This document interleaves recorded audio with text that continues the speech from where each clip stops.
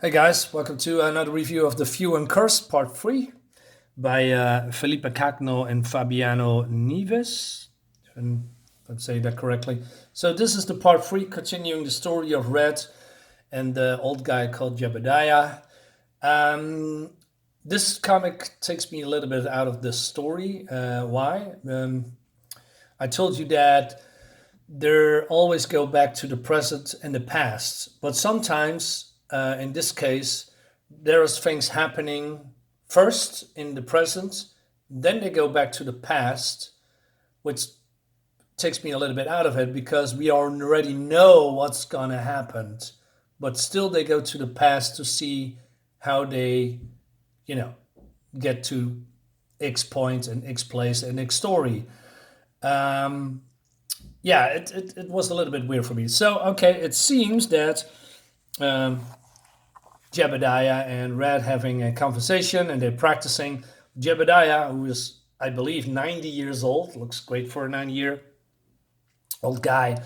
Uh, he can shoot, man. Look at that. He just throws on the shells and just shoots them with one go. Yeah, great.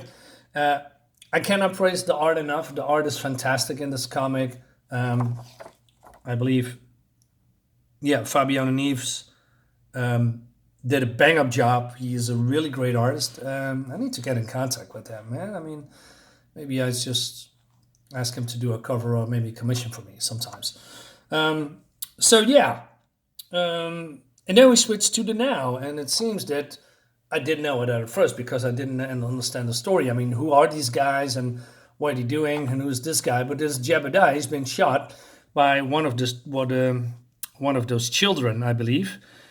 And why is that? By well, we didn't see it, but somehow they enter a town. He's being shot, and then Red's is in conversation with the people that shot him. I don't know. And this is all little kids, and it seems that this is an orphanage with kids hiding from the crows.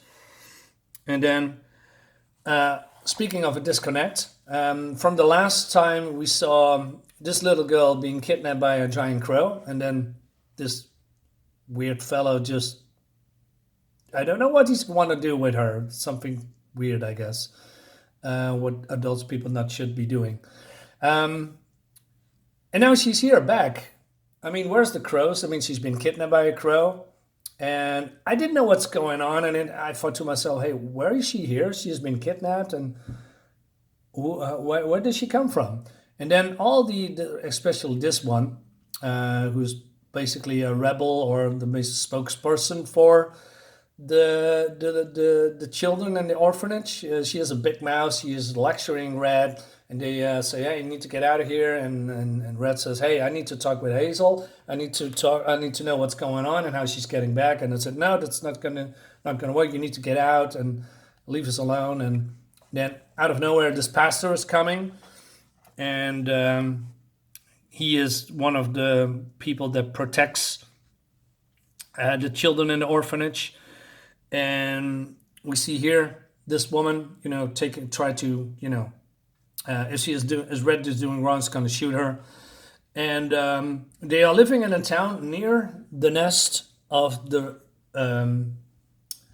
crows, and they are staying here because they are living in the outside world. They are just getting by, very religious people as well, and basically they are now invited to have dinner with them or, have a drink with them. But then they said, hey, listen, you need to go. And Red says, no, because you shot Jebediah and he cannot walk. So we need to stay here for one night.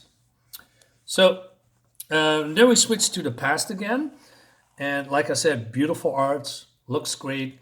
And it seems that Jebediah has been here before while chasing crows. And he remembers that, people are screaming, people are dying, etc.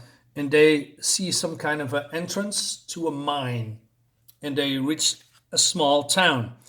Well, it's the same town that they are living in now.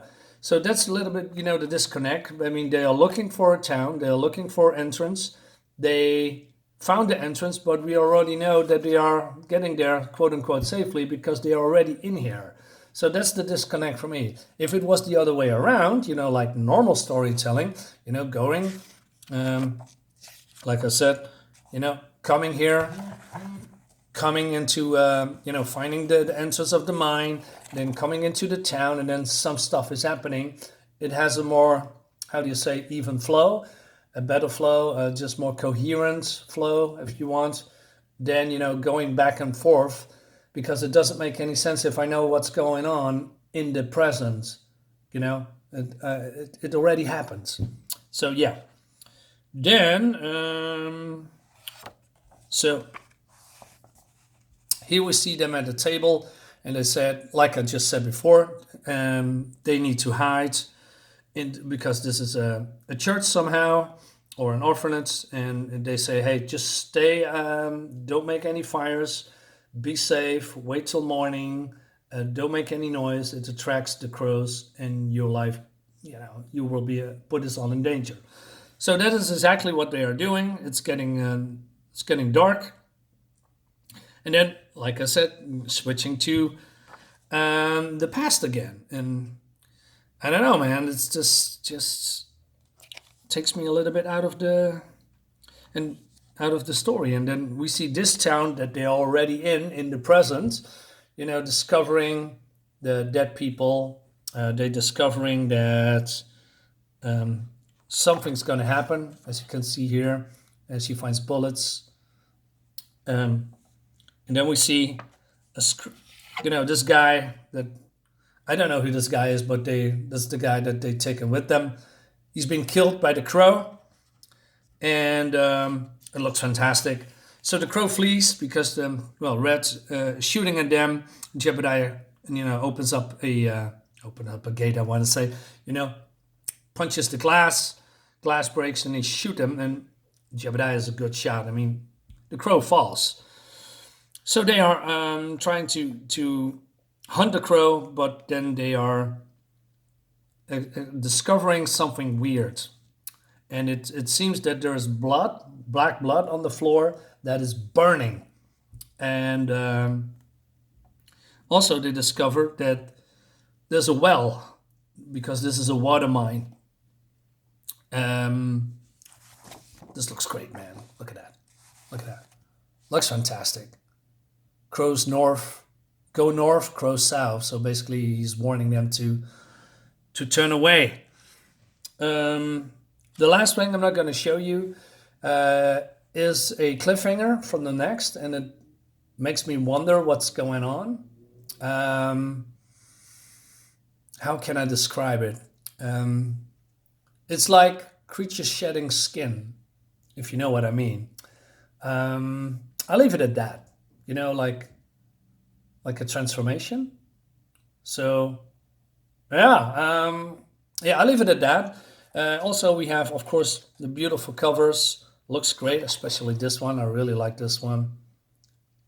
Sets up the mood. Very cool. And this one too. Looks great. So, like I said, the story is continuing. I like the art. I also like the direction and the story, but going back and forth the whole time, because you show me what's going to happen, and then you're going to bring me back before it happens. It doesn't make any sense to me. Just switch it around, go back to the past, or make it present, and then move forward bit by bit. I know what they are doing, but I'm not really liking it, that kind of a storytelling, because it always switches back and forth and it disconnects me.